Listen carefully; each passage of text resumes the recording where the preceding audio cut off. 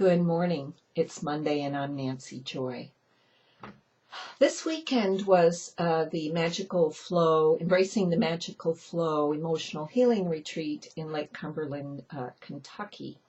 And it was a big stretch for me and my dear friend Julie, who worked together for the first time. Julie is an extraordinary yoga teacher who works with the Shakti, divine feminine energy, through the yoga work, activating it in ourselves, in our body, in our hearts. And it's very tantric meaning pleasure.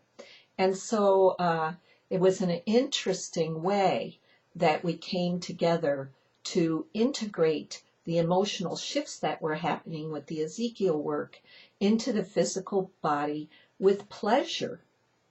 And it was just an incredible template and grid that we activated there in Lake Cumberland that I think is going to have a profound effect. I mean, not to be stuck in the woe ego, but I'm not aware that anyone's put these two together before. Perhaps they have. I know how it works. When there's a download, many people get it at once. So that's the way consciousness expands in unity. So I do understand that, but it was extremely powerful. And the quote I chose was one that Julie wrote. Pleasure, it is the most natural state for the human body to be in. It's what the body intuitively knows, and I would add, and responds to. The body needs ecstatic energy, that Shakti, feminine energy. We can't shift to the new human, the new light body, if we continue to reside in our dense, stuck, unconscious, emotional pain bodies. And we all know, especially in this work with Ezekiel, how people get stuck. They go round and round. They're very conscious. They're really working on themselves. But there's just this place they can't get beyond. And after experiencing how this worked together this weekend, I want to say it's because they're afraid to feel pleasure. It's really because somewhere deep inside the human psyche has been a split that's afraid to integrate the pleasure body, to truly enjoy the ecstatic energy while not being afraid to dive into those dense energies because there are teachers. And so this is a brand new tool. I don't know how it's going to unfold out there for individuals and people, but I do know that it's worth investigating, and it's worth taking a moment this Monday morning, to be still and to ask that Shakti energy in you to make itself known and breathe deeply. It's there. Julie shared many ways to access it.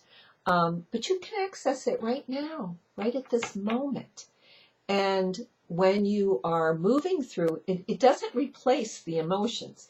Everyone at the retreat certainly went to the place they needed to go in their feeling body. But it shifted and transmuted, and I love this word, integrated so fully, so completely with the joy and the ecstatic movement of dancing with the feelings instead of the feelings carrying you away. I've always spoken of integrating the feelings with the dark and the light, allowing the grief in. The grief has a beautiful journey for you if you dance with it instead of fear it. We talked about the sadness last Monday morning, allowing it in and dancing with it. And that's part of what we're talking about. That dance is that feminine, nurturing Shakti energy that says, I hold a space of love for you. You're safe. So a lot to think about this Monday morning, but I was so excited to share this. I wanted to do a video clip at the retreat, but it was just a tough thing to capture. I think it can't be captured on a video. It has to be experienced. So there'll be more retreats of this nature. It was very powerful. There'll be one here in Iowa in January. We're going up to Williston, North Dakota to do one in a couple of weeks. So there will be more. And have a look at the new Heartlights blog on on writing the 9th wave of unity consciousness through the shift. I've got a great blog up. I'm welcoming additions and comments and other activities going on. So please check it out. It's on my website. And have a great week. And I'll be back sometime next week. I'll be in Tallahassee on Monday, but you'll be hearing from me soon. Take care of who you are. Bye now.